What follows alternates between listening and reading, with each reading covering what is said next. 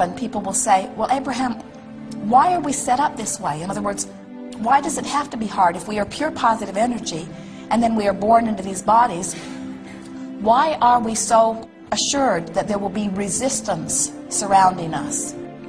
Why does there have to be so much that we worry about that gets our attention and that sets up resistance within us and keeps us from being in the place of allowing that we so much want? And we say, it is because the benefit of the contrasting environment is millions of times more valuable than the negative is detrimental. In other words, if you did not have the ability to discern difference, you could not prefer. And if you could not prefer, you could not vibrationally summon source. And if you could not vibrationally summon source, then we would all cease to be. And so the entire universe is based upon our ability to conclude the new idea, which is the summoning forth of the new life into the new space. And then you say, but wouldn't it have been better if we could have had an environment where it was easier to stay connected? And we say, there is no environment that is easier to be connected than an environment in which you are free to choose thought. And you say, but it's hard to choose a thought that feels good when there's so much around me that feels bad. And we say, only because you haven't practiced it that way. Only because you've been convinced that you've got to clamor around the problem in order to find a solution. And there is truth in some of that. The clamoring around the problem is what is giving birth to the desire, you see. And so it's all an integral part of all of this. There are some who say that we should not encourage you to have desire. And yet, we cannot stop you from having desire. The universe is established to produce desire. There are some who say it is inappropriate to have desire, and we say those are only those who have not figured out how to find vibrational alignment with the desire, so the desire is always painful.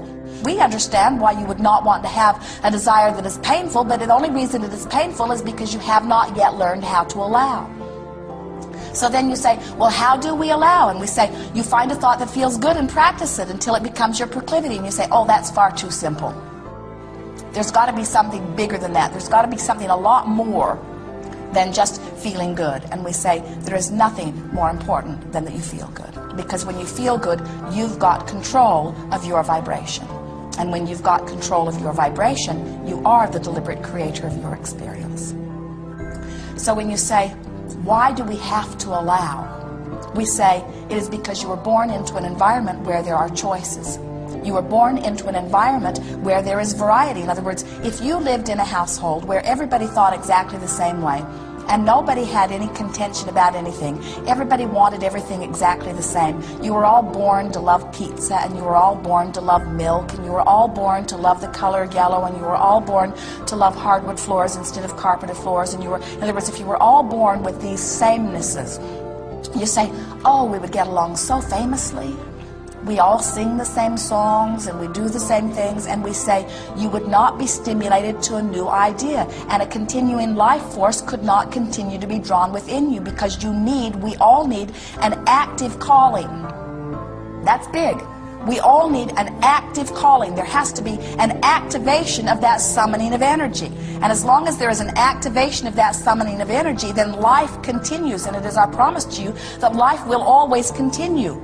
And so you say, well, this activation of this energy is a good thing, but my resistance to it is not a good thing. Why do I have to learn allowing? And we say, you would not have to learn allowing if you had not learned disallowing. And you say, that's my point exactly. Why was I born into an environment where I learned disallowing? Why do I have to go back now and learn how to allow? Shouldn't I just naturally allow? And we say, because you wanted the environment of difference, and you needed to find your bearing, and you needed to find your place, and you needed to decide what you want. In other words, we promised you, you did not want to come into an environment where you just said yes, yes, yes, yes, yes, yes, yes, yes, yes to all of it. You wanted to say yes, no, well, maybe. Well, what do I think? What do I conclude? What is my preference? Otherwise, your perspective has no value if you are not here to decide, to discern, to prefer something new, you see. So then you say, but I thought we are all one. And we say, we are all one, playing off one another for the purpose of coming up with a new idea. And you say, well, it's painful because now I have to learn how to allow all over again. And we say, you'll be all right. you can use your guidance system to know if you don't get too far from where you are, it's always easy to bring yourself back to center. And even if you do get far from where you are, it's still easy to bring yourself back to center. It just takes deciding that feeling good is worth something. And practicing with real determination to feel good for no other reason than to feel good. And in time you show yourself that allowing is not a big issue. It's easy to allow. In fact, it is your dominant proclivity. You would much rather love than not love. You know how we know that? When you don't love, you feel miserable. You would much rather praise than criticize. You know how we know that? Because when you criticize, you feel awful, and when you praise, you feel wonderful.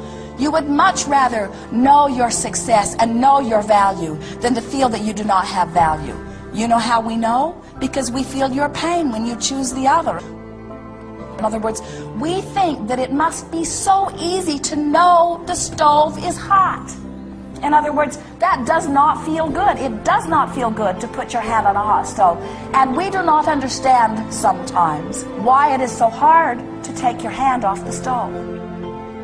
And you say, my mother had her hand on the stove, her mother had her hand on the stove, our family puts its hand on the stove, it's just what we all do.